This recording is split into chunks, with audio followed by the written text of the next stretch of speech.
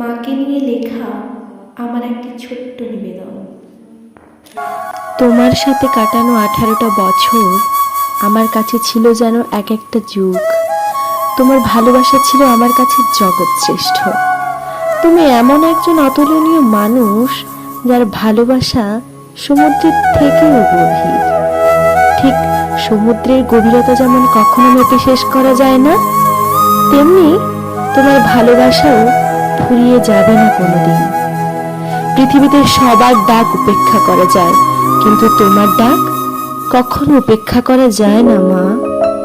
হয়তো তুমি সশরীরে আজ নেই, কিন্তু আমার হৃদয়ে রয়ে যাবে সারাটা জীবন।